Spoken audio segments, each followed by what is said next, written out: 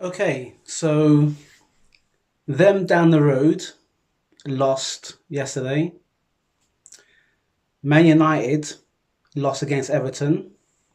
I was talking to one of my colleagues at work, and I assured him that Man United will squeeze by somehow. Um, Not thinking about the way that Everton have been playing and how difficult they are to play at home. And he said to me, "Well, I reckon you guys might beat Crystal Palace." And I said to him, "You know what? I would just take a draw, to be honest, because we've played quite a few games within the week, and I would take a draw at home, a point, when really inside me I was hoping that we would beat Crystal Palace." Oh, how wrong I was.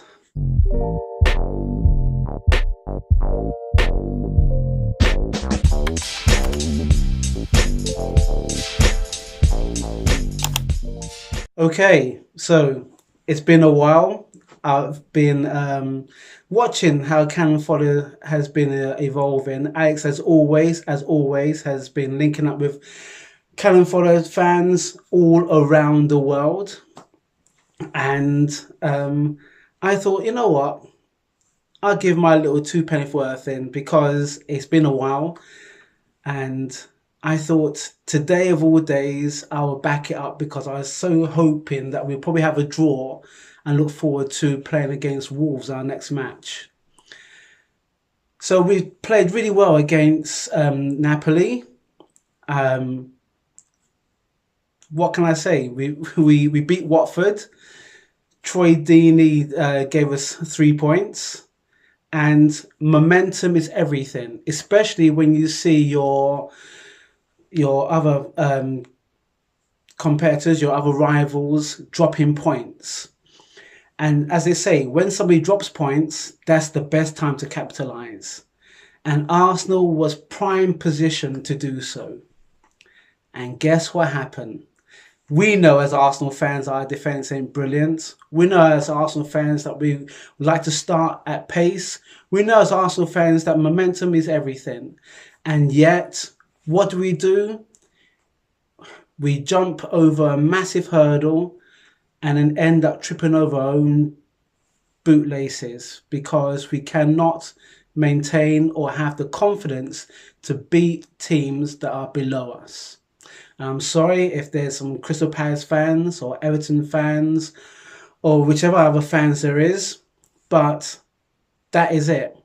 The team that we've got at this moment in time is simply not good enough. Now, I spoke to my brother Alex earlier, and I gave him the shock about Everton beating Man United, and we was both thinking we can't wait to watch Match of the Day tonight. Sorry, we've done a bit of advertising for them. Um, I must admit, I haven't seen the match. I was listening to bits of it on the radio, and I was pretty much shocked that we still had ELNENY playing. We had Jenkinson playing, and I think one of Alex's favourite players, Mustafi, playing as well.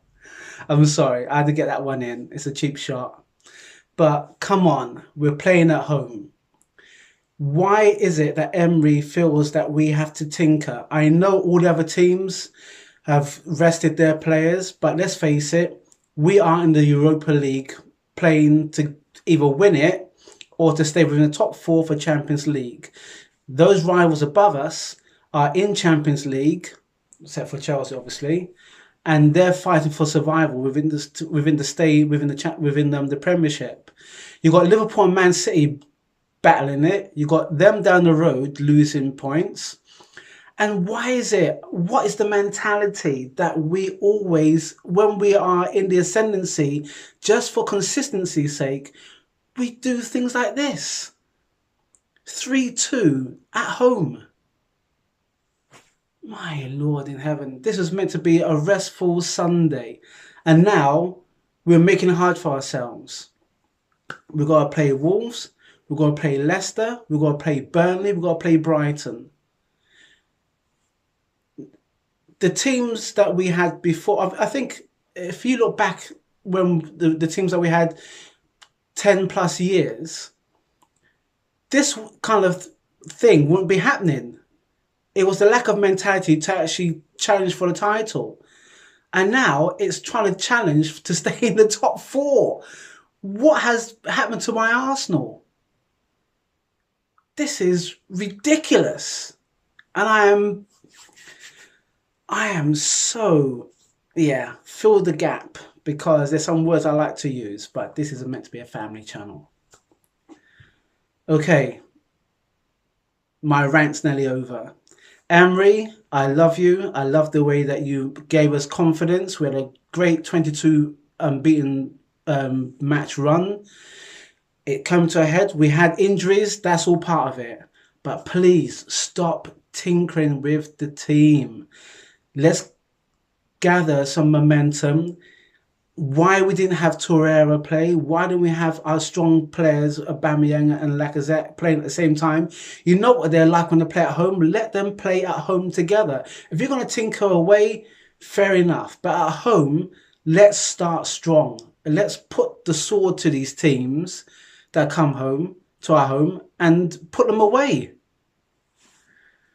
As for ELNENY, Jenkinson, Mustafi, these are players that are not good enough and they have to go.